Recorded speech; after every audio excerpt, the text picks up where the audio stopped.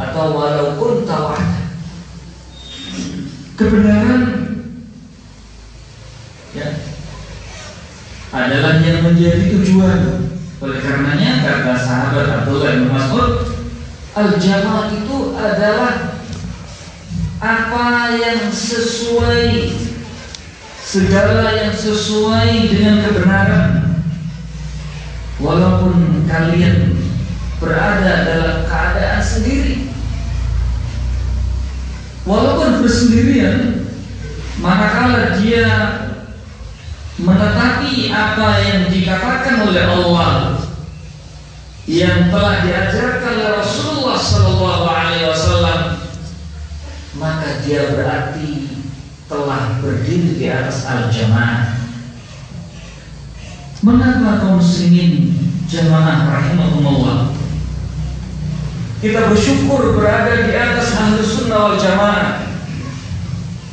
Karena banyaknya berbagai macam kelompok yang sekarang ini bermunculan, yang mereka menamakan diri sebagai orang yang berusaha untuk menegakkan Islam dalam rangka untuk izzul Islam wal muslimin. Betapa banyak sekali. Namun ternyata setelah diketahui dari jalan yang mereka lalui, mereka bukan berdiri di atas golongan yang selamat, bukan berada di atas ahli sunnah wal jamaah. Oleh karenanya ahli sunnah wal jamaah senantiasa menyuruh manusia untuk senantiasa mentauhidkan Allah tabaraka wa ta'ala, istiqamah di atas sunnah Rasulullah sallallahu alaihi wasallam sampai dengan dia meninggalkan dunia yang fana. Yang di dalam mengajaknya adalah mereka selalu mengedepankan dengan ilmu dan dengan jalan yang sangat bijaksana. Ahlu sunnah wal jamaah tidak mengenal adanya kekerasan, radikalisme. Ahlu sunnah wal jamaah tidak ada caci makian kepada as-sahabah ridwanullah alaihim ajma'in, sebagaimana yang telah hal ini dilakukan oleh Syiah Rafidhah Isna Asyariyah. Juga ahlu sunnah wal jamaah tidak akan sama sekali bersetuju dengan apa yang sekarang lagi marak dengan nama ISIS. Sama sekali ahlu sunnah wal jamaah berlepas diri dari jalan dakwah mereka. Oleh karenanya tidak ada satupun ulama yang membenarkan tindakan, gerakan yang menamakan diri dengan mengangkat Abu Bakar al-Baghdadi sebagai khalifah. Seorang ulama pun dari Ahlussunnah wal Jamaah tidak ada yang membenarkannya. Oleh karenanya penting jamaah rahimahumullah kita kenali kembali tentang bagaimana Ahlussunnah wal Jamaah yang sebenarnya, supaya kita tidak terpercaya, supaya kita menjadi golongan yang benar-benar mendapatkan pertolongan diridhai oleh Allah Subhanahu wa ta'ala, memperoleh kemenangan sebagaimana kemenangan yang diberikan oleh Allah Subhanahu wa ta'ala karena kesabaran dan ketakwaan di dalam beribadah kepada Allah Subhanahu wa ta'ala, seperti yang Allah anugerahkan kepada mereka para sahabat bersama Nabi sallallahu alaihi wasallam, yang mereka selalu mendapatkan pertolongan dari Allah Subhanahu wa ta'ala. Oleh karenanya di dalam kesempatan malam hari ini kita akan membahas satu kitab yang kita berharap mudah-mudahan Pembahasan ini adalah pembahasan yang berkelanjutan, yaitu saya ingin untuk kita kembali memahami satu kitab kecil yang sangat bermanfaat. Dan kitab kecil ini awal yang dikaji oleh saudara-saudara kita dari awal munculnya dakwah salafiyah di Indonesia pada era 80-an. Pertama kali membuat satu kelompok tauiyah, majelis taklim di Jogja, di Jakarta, di Semarang, di Surabaya, di Malang, di Salatiga. Yang ketika itu saya berkesempatan berada di Salatiga di Al-Irsyad Tangerang, maka yang pertama kali diperjelas adalah satu kitab yang ditulis oleh Syekh Muhammad bin Jamil Zainu, yaitu kitab Minhaj Al-Firqah An-Najiyah wa Ta'ifah Al-Mansurah. Oleh karenanya saya ingin kembali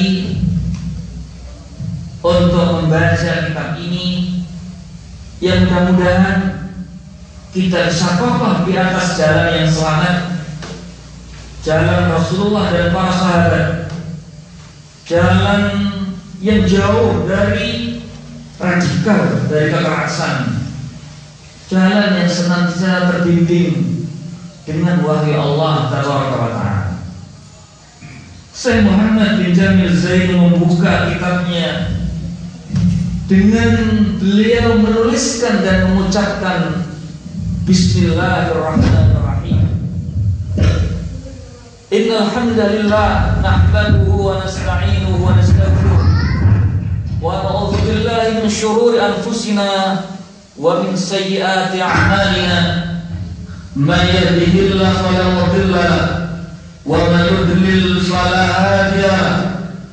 Wa asyhadu an la ilaha illallah wahdahu la syarika lahu wa asyhadu anna Muhammadan 'abduhu wa rasuluh. Beliau mengawali dengan ucapan Bismillahirrahmanirrahim. Ini adalah ciri Ahlussunnah wal Jamaah. Mereka senantiasa memulai di dalam majelisnya, di dalam tulisan-tulisannya dengan kalimat Bismillahirrahmanirrahim. Yang di dalam kalimat Bismillahirrahmanirrahim terkandung permohonan kepada Allah pertolongan, serta memohon terhadap apa yang akan dilakukan mendapatkan keberkahan dari Allah Tabaraka wa Ta'ala. Oleh karenanya, setiap kita akan memulai sesuatu, Nabi SAW ajarkan untuk kita memulainya dengan ucapan Bismillahirrahmanirrahim. Dan alhamdulillah jamaah rahimakumullah,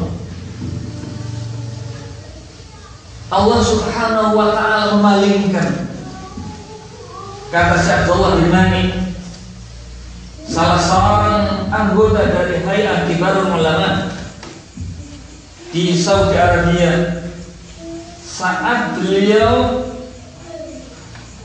meneliti, memperhatikan dari tulisan dan dakwah yang disampaikan oleh Muhammad Alwi Al-Maliki di Mekah, yang pada akhirnya dilarangnya sebelum meninggalnya dia oleh kerajaan Saudi Arabia untuk melakukan dakwah di Masjidil Haram, untuk dakwah keluar Saudi, karena di antara dakwah yang disampaikannya adalah dakwah yang menyuruhkan berbuat syirik terhadap Allah Tabaraka wa Ta'ala, berbuat kesesatan, serta beramal dengan kebid'ahan dan khurafat. Di dalam kitabnya Dakhairul Muhammadiyah,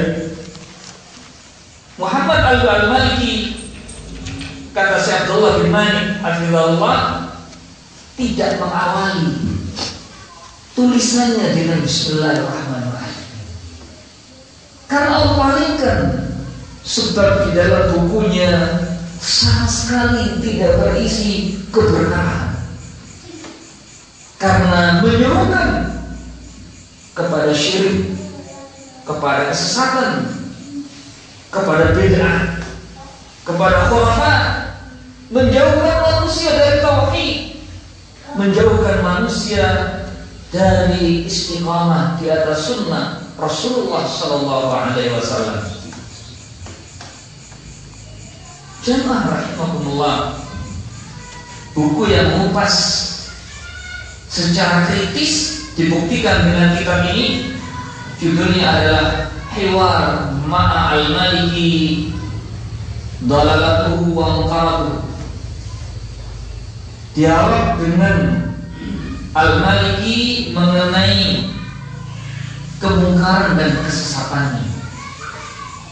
Buku ini adalah sebagai landasan atau jadikan dasar oleh pemerintah Saudi Arabia untuk mencekal Muhammad Alwi Al-Maliki ketika hidupnya untuk tidak berdakwah di Makkah Al-Mukarramah dan keluar dari negeri.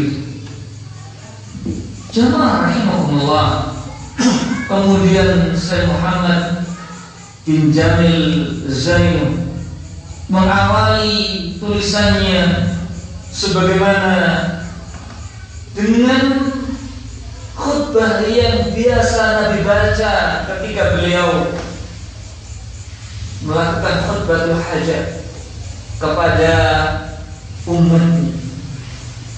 Innal hamdalillah, ini ada dalam rangka ittiba'us sunnah. Sesungguhnya segala puji bagi Allah. Nahmaduhu, kami memuji kepadanya. Wa nasta'inuhu wa nastaghfiruh, kami meminta pertolongan kepadanya, kami memohon ampun kepadanya. Nabi ajarkan untuk selalu diingat yang beliau selalu sampaikan di awal nasihatnya, agar manusia senantiasa mengagungkan Allah Tabaraka wa Ta'ala, memuji Allah Tabaraka wa Ta'ala, merendahkan diri kepada Allah Subhanahu wa Ta'ala dengan selalu meminta pertolongan kepadanya, bukan meminta pertolongan kepada yang selainnya. Wa nastaghfiruh, dan kami atau kita meminta ampun kepada Allah Tabaraka wa Ta'ala. Istighfar kepada Allah amat besar keutamaannya, sehingga di kala pagi dan sore hari yang Nabi tuntunkan untuk kita baca di dalam rangkaian Adhkarus Shalah wa Adhkarul Masa, zikir pagi dan sore hari, Nabi ajarkan untuk kita beristighfar kepadanya berapa kali? Berapa?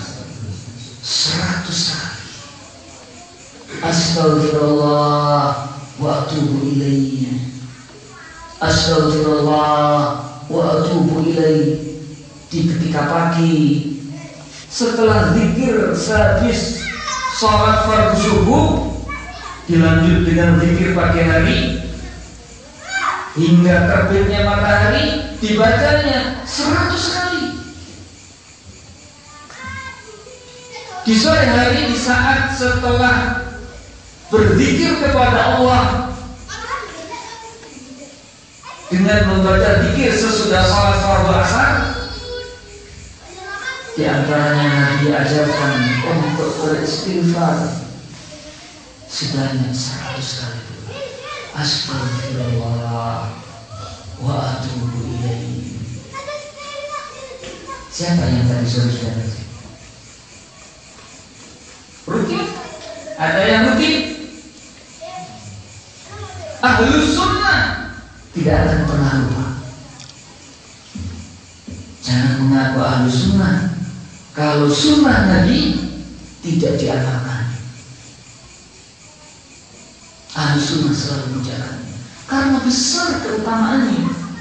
Istighfar itu membuka pintu rezeki, membuka pintu rahmat Allah Taala.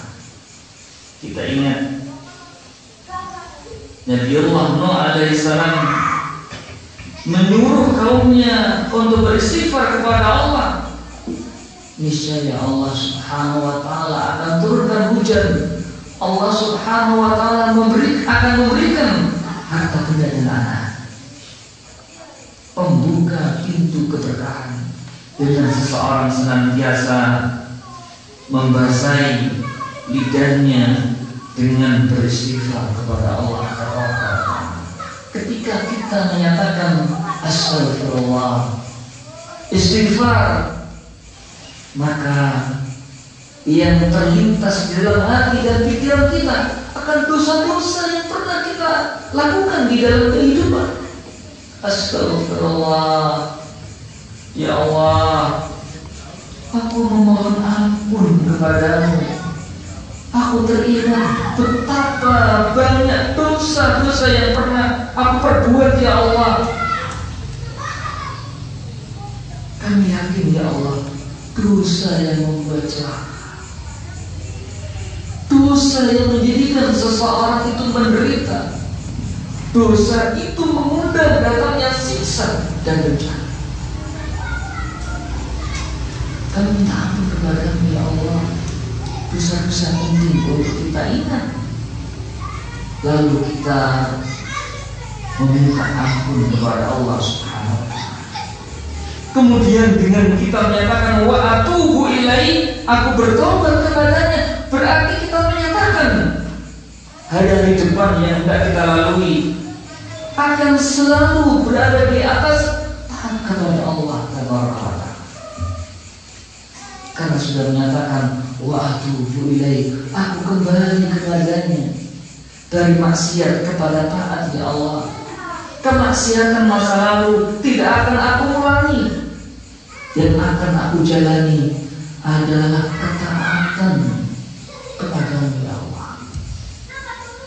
Nabi mengajarkan yang Syekh Muhammad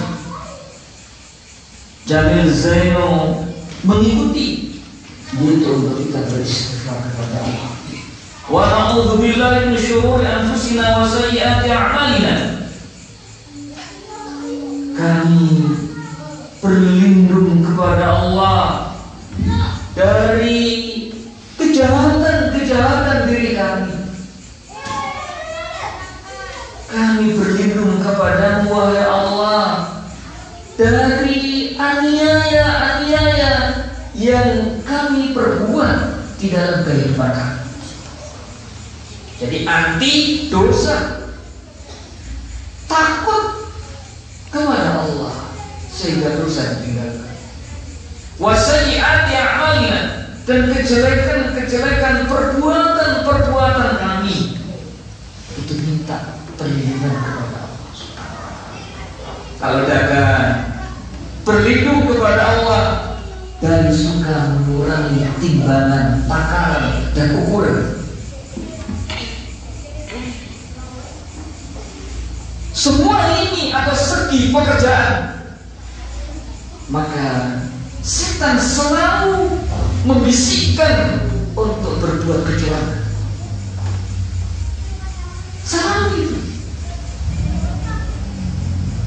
Orang yang jual kangkung itu masih bisa melakukan kecurangan. Bayangkan, penjual kangkung itu ada berapa harganya kangkung? Supaya kelihatan besar, padahal itu cuma 3 batang. Supaya besar apa? Caranya gimana? Ditekuk kangkungnya supaya kelihatan murah. Seorang penjual padi bisa disiram itu, disiram supaya bobotnya bertambah banyak. Orang yang setor karton gitu ya, sebelum ditimbang itu disiram bisa, ya nggak bisa. Semua sisi pekerjaan setan selalu membisikkan ide curang. Sampai jamaah rahimahumullah, ada seorang pilot konsultasi. Kawan-kawannya,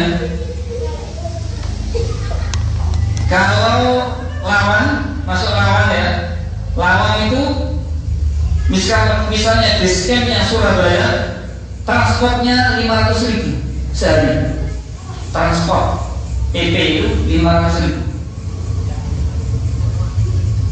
Ada seorang pilot yang konsultasi, bagaimana kawan-kawan saya semua berbuat seperti itu. Kalau base campnya di Cengkareng, maka mudikin alamat yang dilaporkan ke perusahaan itu Depok atau Bogor, padahal kosnya di sekitar Cengkareng, kosnya di sekitar Juanda, Misdati, Sidoarjo, sekitar sih dekat, supaya dia pertama transport setiap hari yaitu 500.000. Dia itu misalkan terbang, dia tetap dapat jatah transport sehari 500.000. Transportnya top, belum bonus terbang jam. Jamaah rahimahumullah, ada seorang pilot yang bertanya, bagaimana saya sekarang ini kos, kalau saya kos dari Cengkareng cuma 50.000 ongkos transportnya, apakah saya ngikuti teman? Ingin yang dikonsumsi halal apa haram? Tapi kalau jujur pasti mujur, pasti berkah. Kalau begitu, alhamdulillah saya tidak mengikuti hal-hal. Semua ini masalah alamat saja. Jamaah rahimakumullah, Nabi membimbing untuk kita berlindung kepada Allah Subhanahu wa ta'ala dari kejahatan yang diperbuat oleh diri kami dan juga perbuatan jelek. Kami berlindung kepadamu wahai Allah. May yahdihillahu fala mudilla lahu. Siapa yang Allah memberikan petunjuk kepadanya, maka tidak ada yang bisa menyesatkan kepadanya. Dan siapa yang disesatkan oleh Allah, maka tidak ada yang memberikan petunjuk kepadanya. Dan subhanallah para jamaah rahimahumullah, Syekh bin Baz, Syekh Abdullah bin Mani dan Hayat Kibar Ulama selalu memohonkan kepada Allah petunjuk untuk ahli al-mani. Masih dimintakan kepada Allah petunjuk supaya dia selamat dan meninggalkan dakwah sesatnya. Didoakan, ini Ahlus Sunnah wal Jamaah. Kalau ada orang salah, didoakan kepada Allah. Kalau ada orang, oh jangan sama dia itu salafi dalam tanda petik I-nya, salah I-nya itu imitasi. Hati-hati. Masa seperti itu ahli sunnah? Posisi salah seperti ahli al-maliki masih didoakan. Itu salah tapi imitasi. Memangnya salah yang asli? Sekarang kan ada salah asli dan salah, masa ada seperti itu pembagiannya? Makanya kita penting untuk tahu bagaimana Ahlus Sunnah wal Jamaah, al-firqah an-najiyah. Wa asyhadu an la ilaha illallah wahdahu la syarika lah, wa asyhadu anna Muhammadan abduhu wa rasuluh. Aku bersaksi bahwa tidak ada sesembahan yang benar kecuali Allah sendirinya. La syarika, tidak ada sekutu baginya. Ini keyakinan yang hendaklah setiap yang menginginkan surga meyakini, mentauhidkan Allah tabaraka wa ta'ala. Wa asyhadu anna Muhammadan abduhu wa rasuluh, dan aku bersaksi bahwasanya Muhammad adalah hambanya dan rasulnya. karena beliau adalah hamba Allah, sehingga tidak memiliki hak sedikit pun dari sifat-sifat Allah Taala. Karena beliau Rasul yang diutus oleh Allah, setiap yang diajarkan wajib dibenarkan, yang diperintahkan dikerjakan, yang dilarang beliau ditinggalkan, dan wajib seseorang beribadah kepada Allah Subhanahu wa ta'ala menurut tuntunan Rasulullah sallallahu alaihi wasallam. Kalau kepingin menjadi orang yang mendapatkan rahmat Allah, menjadi golongan yang salah. Amma ba'du, fahadhi buhudun hammatun wa mutanawwi'atun. Di dalam kitab kecil ini, kata Syekh Muhammad Jamil Zainul, berisi pembahasan-pembahasan yang penting. Buhudun hammatun, penting. Mutanawwi'atun, yang berisi macam-macam pembahasan. Sehingga perlu kita membaca dan mempelajarinya, karena berisi pembahasan yang penting yang akan bisa menyelamatkan kita dari siksa Allah Taala. Di dalamnya disebutkan tad'ul muslimina ila aqidatit tauhid al-khalis. Di dalam kitab ini berisi ajaran, seruan kepada kaum muslimin kepada akidah tauhid al-khalis yang murni. Dikatakan akidah tauhid berarti ada akidah syirik. Ada keyakinan yang keyakinan itu adalah syirik. Di zaman batu sekarang ini, sekarang kan zaman batu. Betapa banyak orang-orang sekarang bukan cari batu untuk bangunan, bukan. Ya, pekarangan yang golek batu-batu itu. Ya. Sekarang kembali ke zaman batu lagi. Kalau ada orang yakini, sak jeke aku gawe ayat iki sing motone merah delima, tanduranku subur terus, daganganku laris. Saya lebih pede di dalam bergaul dengan umat. Bahkan orang-orang banyak condong seandainya aku mencalonkan diri sebagai wali kota misalnya. Wah, ini sudah jelas ini. Yakin batu bisa mendatangkan manfaat dan menolak bahaya. Ini syirik kepada Allah Subhanahu wa ta'ala. Itu keyakinan batil. Apalagi ada satu keyakinan, awas ojo sampai nandur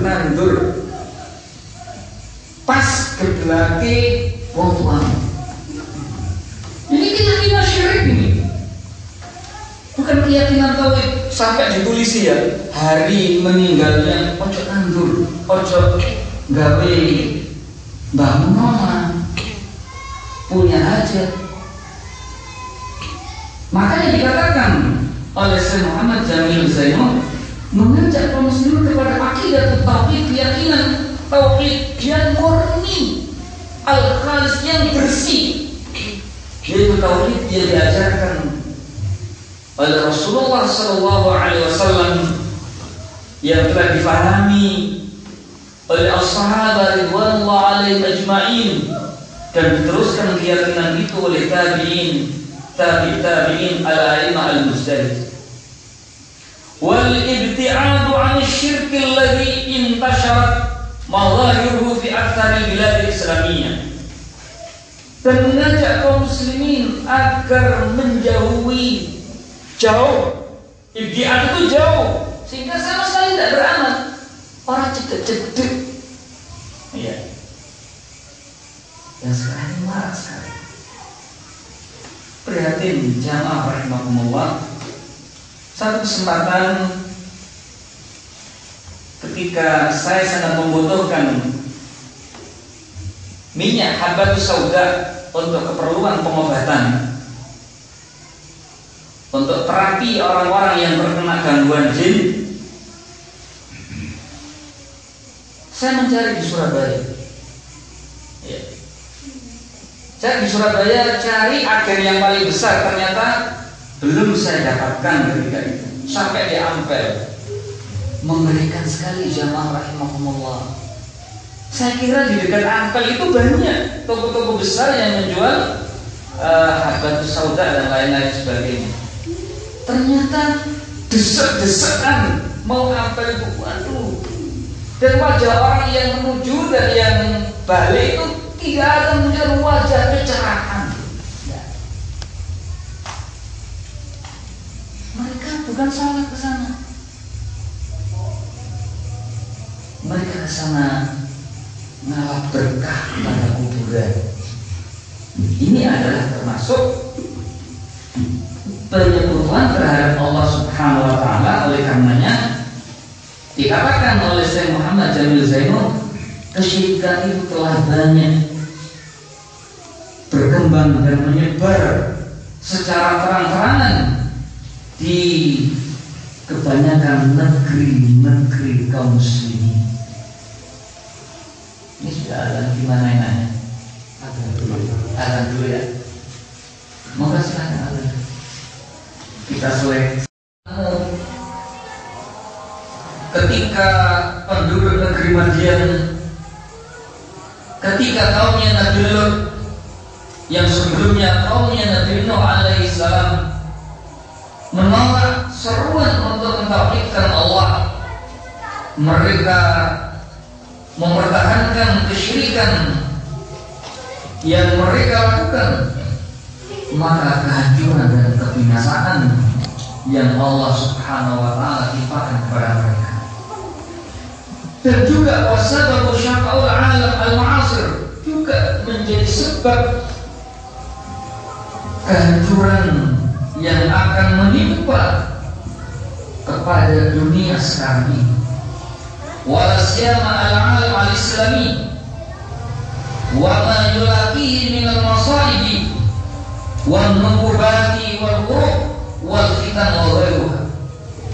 Tidak terkecuali akan mengenai pula kepada negeri-negeri kaum muslimin, kepada dunia Islam yang kita bisa saksikan menimpa berbagai macam musibah, berbagai macam kesulitan, terjadinya peperangan dan fitnah dan lain sebagainya. Peperangan yang tiada henti di Suriah, yang sekarang juga terjadi peperangan di Yaman, adalah sebagai satu keprihatinan karena telah runtuhnya sendi-sendi tauhid yang terjadi di negeri-negeri itu, sehingga yang kuat melakukan penindasan kepada yang lemah. Wa hadhihi al-buhuthu wal mawadi' tubayyin aidan min wal aqidah al-firqah an-najiyah. Pembahasan-pembahasan di dalam kitab ini juga terdapat bahasan-bahasan, yaitu maudhu', pokok bahasan yang di dalamnya menjelaskan pula tentang minhaj. Minhaj itu artinya adalah tariqul wudu, jalan terang, jalan gamblang, dan keyakinan golongan yang selamat. Wa taifah al-mansurah, serta golongan yang mendapatkan pertolongan Allah Subhanahu wa taala, al-wardah fil hadits nabawi, yang didasarkan kepada hadis Nabi sallallahu alaihi wasallam. Untuk apa? Li taniri at-tariq lil 'alamin. Untuk memberikan penerangan, untuk memberikan jalan terang kepada orang-orang yang hendak beramal, supaya jelas, supaya orang-orang itu semuanya menempuh jalan hidupnya di atas jalan golongan yang selamat setelah mendapatkan penjelasan yang dijelaskan di dalam kitab ini, hatta yakunu minan najiyyin wal mansuri, sampai mereka menjadi golongan yang selamat dan menjadi golongan yang mendapatkan pertolongan Allah Subhanahu wa taala, insyaallah, jika Allah Subhanahu wa taala menghendaki. Sehingga sangat penting jamaah rahimahumullah kita mengetahui bagaimana jalan yang semestinya ditempuh oleh mereka-mereka yang menginginkan termasuk golongan yang selamat, menjadi golongan yang ditolong oleh Allah Subhanahu wa taala di dunia dan di akhiratnya, dengan kita meyakini dan beramal sebagaimana yang akan dijelaskan oleh Syekh Muhammad bin Jamil Zainul di dalam kitab ini. Wallahu as'al an yanfa'a bihal muslimin. Kepada Allah aku memohon agar tulisan dalam buku kecil ini memberikan manfaat kepada kaum muslimin. Wa yaj'alha khalisatan liwajhil karim.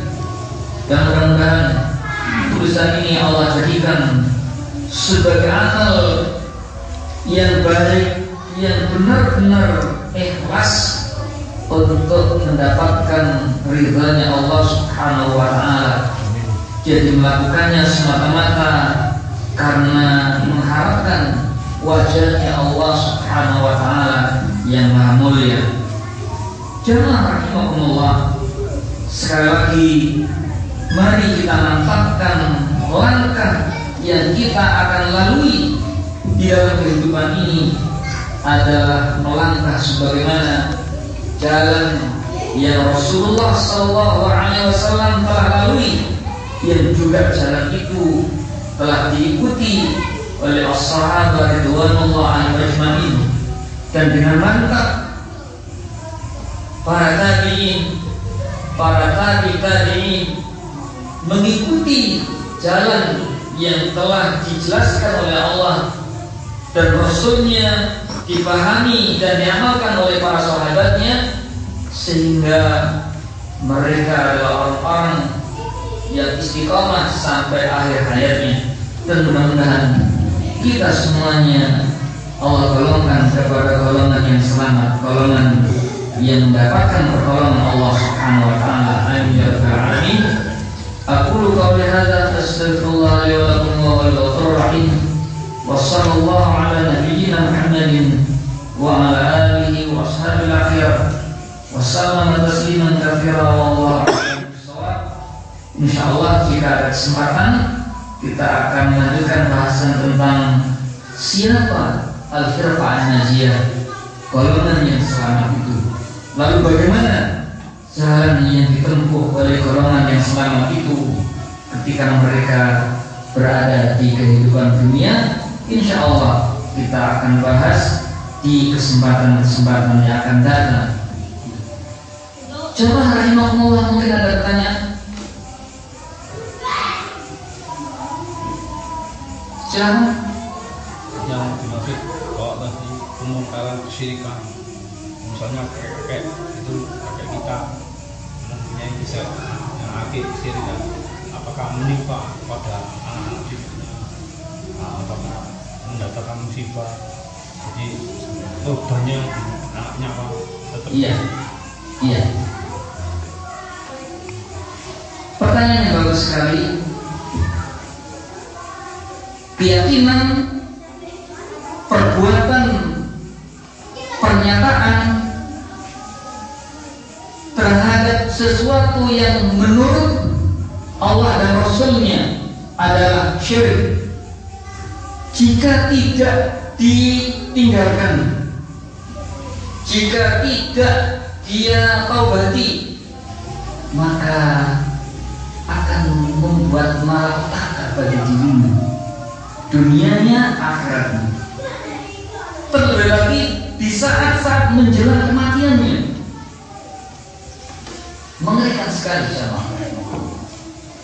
Dan juga kalau dia nggak bertobat, maka anak keturunannya akan terbawa akibat oleh perilaku salah orang tuanya.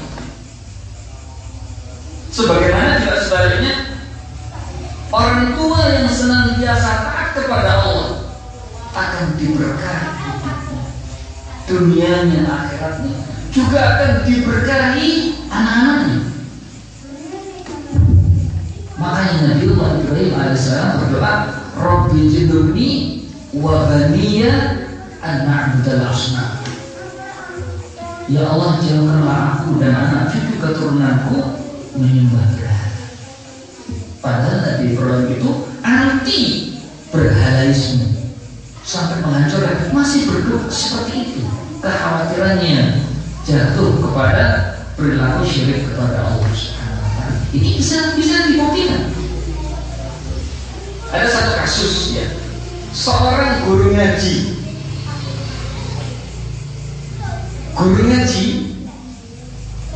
Dia ngajari sholat di kampungnya. Mengerikan jamaah rahimahumullah ketika akan meninggal dunia.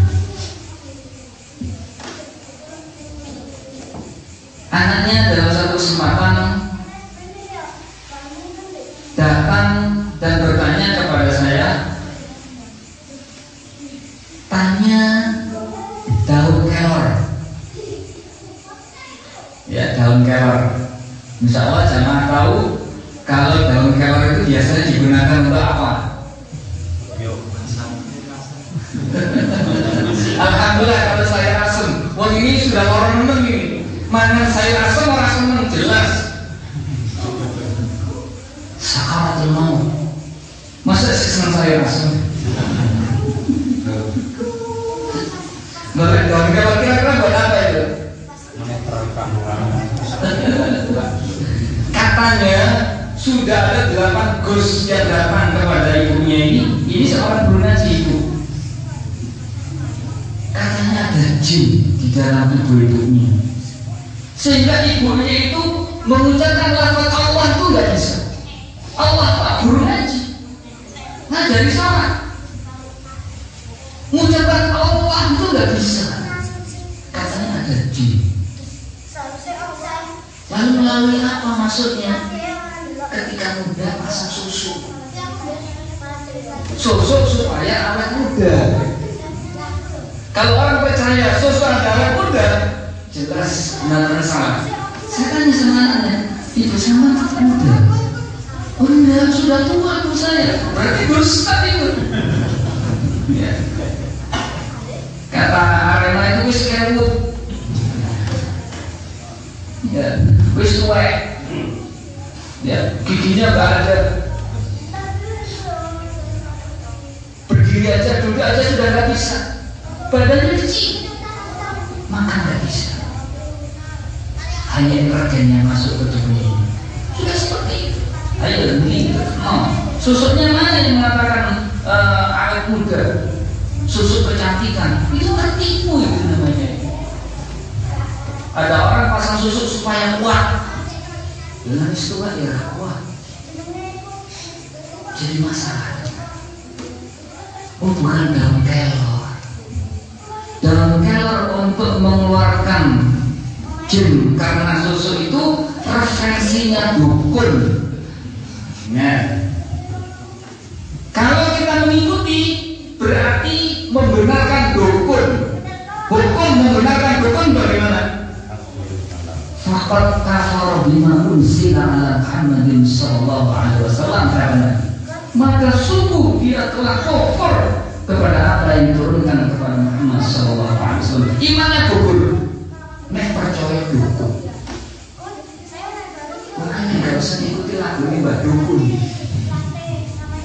yang bukan sembur-sembur, nyembur, tapi tidak jelas dengan apa dia menyembur. Coba jagonya itu, mantranya itu. Kalau dia baca ayat-ayat Allah dan doa berasal dari Rasulullah itu masyru', ruqyah masyru'ah yang diperbolehkan.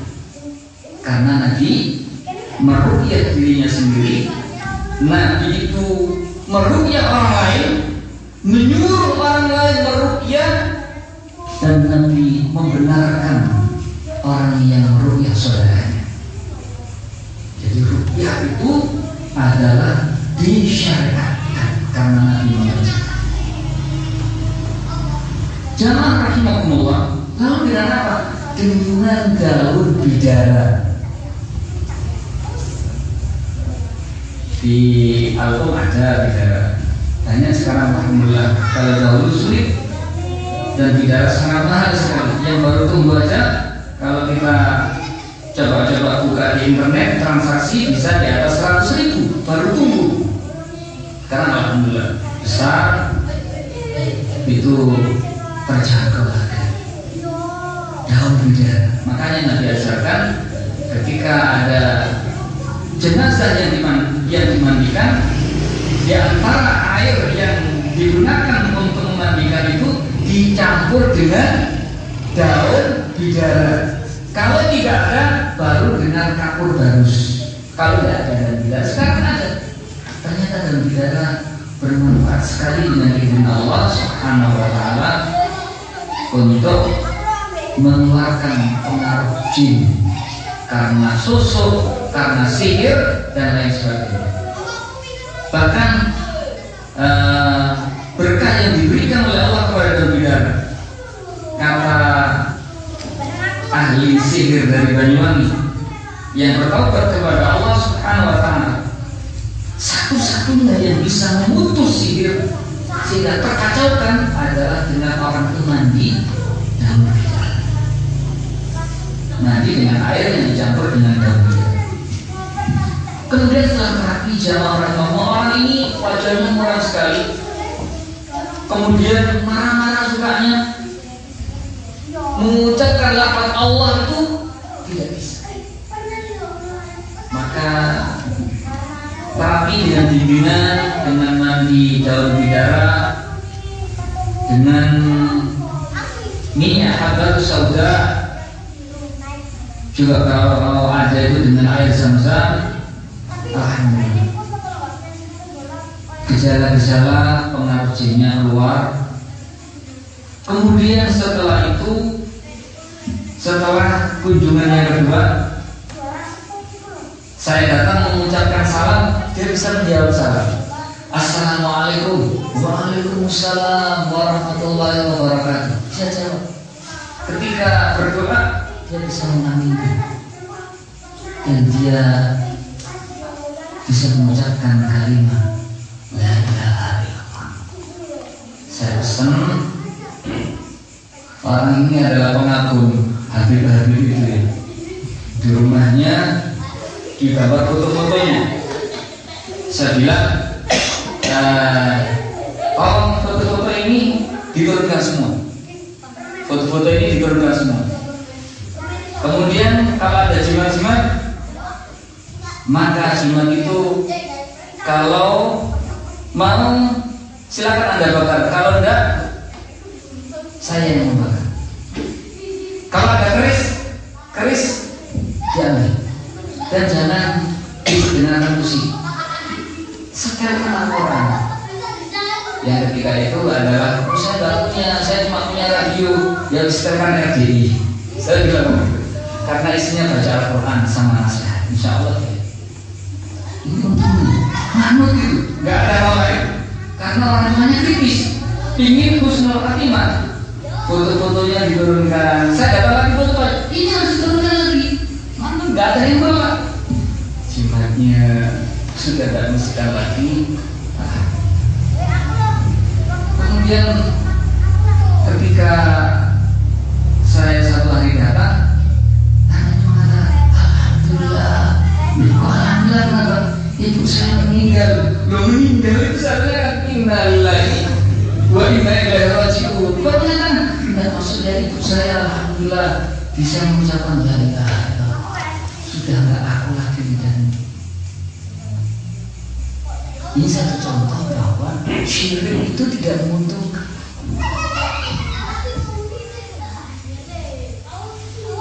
Ketika akan meninggal saja susah, apalagi masuk alam kubur, apalagi di akhirat.